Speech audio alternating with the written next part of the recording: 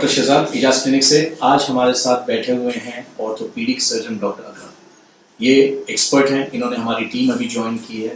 काफ़ी compassionate and orthopaedics के लिए पैशनेट हैं ये। तो डॉक्टर अकरम बताइए कि आपका क्या बैकग्राउंड रहा है, कहाँ से आपने ट्रेनिंग ली है? फर्स्ट ऑफ ऑल अस्सलाम वालेकुम, गुड आफ्टरनून। मैं doctor Akram, I have been trained from Kolkata. मैंने बी ऑर्थो किया सबसे पहले, and after that I did my DNB from medical Kolkata under the mentorship of doctor Vikas Kapoor sir.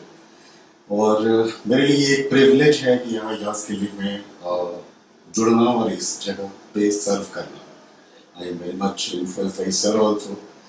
अब एक चीज़ जो है कि लोग जैसे जानते हैं कि यहाँ पे सर्जरी की चीज़ें होती हैं, बट अब ऑर्थो का भी काम यहाँ शुरू हो गया है और बहुत अच्छी तरीके से ये फ्लरिश भी कर रहा है विद आवर होल टीम। सो मेरी बैकग्राउंड यही है कि I am well experienced in all the trauma surgery. I have seen all the arthroplasty which is being done. Even the sports injuries, pediatric जो deformities हैं, pediatric जो problems हैं, old age जो geriatric orthopedic conditions हैं, fractures के, these things are well acquainted. So I request everyone to use this. बिल्कुल बिल्कुल। सो आपने जैसा बताया, मैं ड्रिफ्ट यही ले पाया कि काफ़ी चीज़ें, काफ़ी वैरिड एक्सपीरियंस है डॉक्टर अकरम का। सो ट्रॉमा में तो बहुत आप एक्सपीरियंस काफ़ी रहा होगा, हर तरह का ट्रॉमा, फ्रैक्चर्स, अपर एक्सट्रीमिटी, लोअर एक्सट्रीमिटी फ्रैक्चर्स, तो इन सब चीज़ों का ऑब्वियसली आजकल टेक्नोलॉजी इतना इम्प्रूव कर गई है कि काफ़ी मिनिमली इन्वेसिव तरीके से भी इन सब चीज़ों की सर्जरी की जा सकती है, पेन अच्छे से कंट्रोल करते हुए। तो आपका एक्सपीरियंस उसमें है? जैसे कि मैं ये कहना चाहूँगा regarding trauma, there are lots of bad things which is being done outside. लोग कोई भी ऐसे ट्रॉमा को लेकर के आते हैं जो which can be done in an easy way, लोग उसमें extra implants and extra things डाल करके उसको खराब कर रहे हैं। So there are people should at least know कि if it is a trauma and this trauma needs a surgery, so it should be done accurately. Upper limbs में जैसे बहुत सारे कंडीशंस होते हैं, इवन चाइल्ड में, चिल्ड्रंस ट्रॉमा में, जो कि लोग मिसमैनेज करके उसको और ही खराब कर देते हैं। So at least they should be well educated that this needs surgery or this doesn't need surgery. Other things जो old age में भी हैं बहुत सारे, there are many trauma which can be well conserved also, and there are some traumas which must needs appropriate surgery.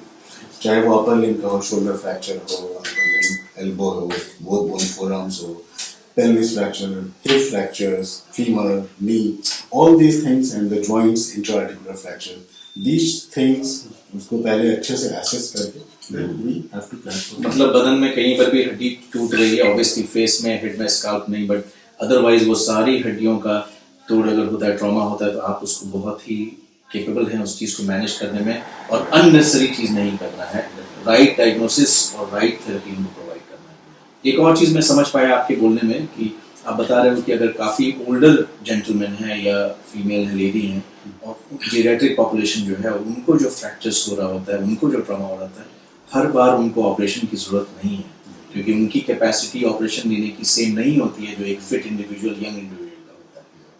तो उनके लिए आप क्या ऑफर करते हैं? This is very good question.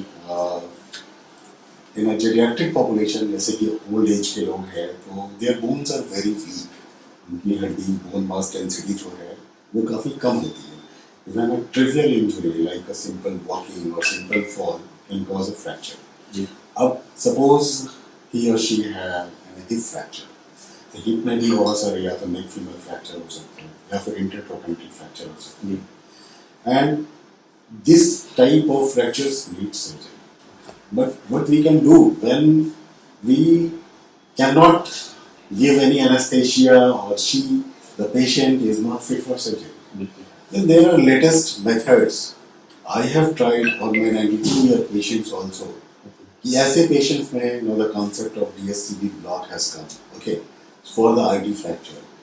अगर ऐसे मरीज जिनका ऑपरेशन नहीं कर सकते हैं, with simple some injections which are being given, these patients can work from day one, which is called block and walk. This is a very good outcome. is being provided many places. We are providing here.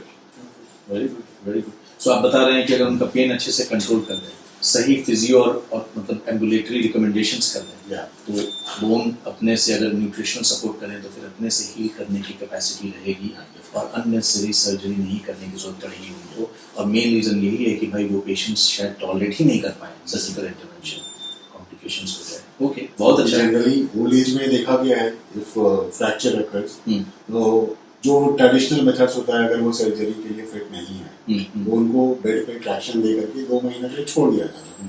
तो she was doomed to die on that bed. बिल्कुल बिल्कुल if you are making him और to walk, बिल्कुल. और obviously अगर bedridden होंगे तो deep vein thrombosis, pulmonary embolism, ये सारा जो इसका लाइफ थ्रेटनिंग कंडीशंस है, डिबिलिटी तो है ही. आप लेटे रहेंगे तो आपके मसल और भी कमजोर हो जाएंगे, बोन्स और भी कमजोर हो जाएंगे, तो ओवरऑल मॉर्बिडिटी ऐड करता है वो. नहीं, बहुत It अच्छे. includes everything, economic, social, mental, physical of the whole family. तो ये इजाज क्लिनिक की फिलॉसफी है कि हम लोग सिर्फ पेशेंट की मेडिकल चीज़ों और उनकी सर्जिकल चीज़ों पर फोकस नहीं करते हैं. वी अंडरस्टैंड डिजीज का क्या रिपरकशन है उनकी फैमिली पर, पेशेंट पर, और ओवरऑल वेलबींग के को इंकरेज करने का सारा एफर्ट रहता है. अच्छा, आपका एक और मैं थोड़ा जानना चाहता था. मुझे एक पेशेंट हैं मिस्टर रमीज, उनका ये सवाल है आपके लिए कि उनके पापा हैं जिन काफ़ी ओल्ड हैं, 65 साल के हैं, लेकिन फिट आदमी है. लेकिन जब से उनका नी खराब हुआ है, डॉक्टर लोग बोल रहे हैं कि नी में से आवाज़ आ रही है, घुटने में आवाज़ आ रही है, घुटना काम नहीं कर रहा, बेचारे चल नहीं पाते. पहले बहुत एक्टिव थे. तो क्या हम लोग उनको कुछ ऑफर कर सकते हैं अगर हेल्दी इंडिविजुअल हैं और नी में आइसोलेटेड राइट नी में प्रॉब्लम है, कुछ हम कर सकते हैं ऑफर? देखिए रवि साहब, जैसा कि बताया कि if your father is of 65 year age and 65 is a good age in the Indian scenario we can consider. From my point of view and from all the internationally published data, if you are able to walk for 30 minutes, don't go for knee replacement unless the pain is so much severe. Okay, this is a well fact or clinical experience or whatever you can say, but this is good. लेकिन अगर आपको 10 minute चलने में भी दिक्कत होती है, your activities of daily living, what you do, going to the washroom, sitting, everything is painful, then you can go for a total knee replacement. And it is the best surgery. लोगों का heart attack आता है तो लोग दौड़ के heart attack का इलाज करवाते हैं. बिल्कुल. This is a part of our body. बिल्कुल. अगर नी खराब होगा तो क्यों नहीं हम इसका इलाज करवाएंगे? सो ये चीज की जा सकती है सेफली. लोग डरते हैं कि जॉइंट के अंदर में ऑपरेशन करेंगे, इन्फेक्शन हो जाएगा, बाहर का जॉइंट लगा दिया, ये सब मिथ है. These all are myths. Because जैसे जैसे we are progressing, everything is being progressed. बिल्कुल. पहले लोग 60 साल जीने के लिए सोचते थे कि this is now the life expectancy is reached above, it is going 80. बिल्कुल. बहुत अच्छे, बहुत अच्छे. एक और सवाल मैं आपसे पूछना चाहता हूँ before we conclude this small session. आपने बताया कि आपका एक्सपीरियंस ऑर्थोपेडिक न्यूप्लास्टिक ट्यूमर्स में भी आपका एक्सपीरियंस रहा है. तो क्या उसमें क्या अगर किसी पेशेंट को कहीं पर कोई गांठ है, कोई सूजन है जो कि ट्यूमर का कंसर्न है, सार्कोमा का कंसर्न है, तो क्या करना चाहिए उनको? यहाँ आना चाहिए, मिलना चाहिए या एम्स जाना चाहिए? देखिए मतलब कि लोग अगर ऐसा कुछ स्वेलिंग्स या फिर there is a pain with growing mass, कुछ अगर ऐसा धीरे धीरे बड़ा हो रहा है, they should must visit an orthopedic surgeon because we are not only हड्डी का डॉक्टर नहीं, we are musculoskeletal surgeon. We include everything. तो अगर कोई ऐसी चीज है जो अर्ली स्टेज पे we can diagnose through biopsy, through all the investigations, then we can do surgery and we can remove it. बहुत सारे conditions में ऐसे होते हैं जैसे bone की जो tumors होते हैं, these are very bad things, very painful. If it is known at an early stage, अगर शुरू में हम लोगों ने पहचान लिया, investigate करके we have made a differentials and we have diagnosed it, then we can completely cure it. बहुत अच्छे. So स्टेजिंग करना, जैसे कि हमारे जनरल सर्जरी में भी स्टेज कर लीजिए, देख लीजिए कि डिजीज कहीं और स्प्रेड तो नहीं किया है.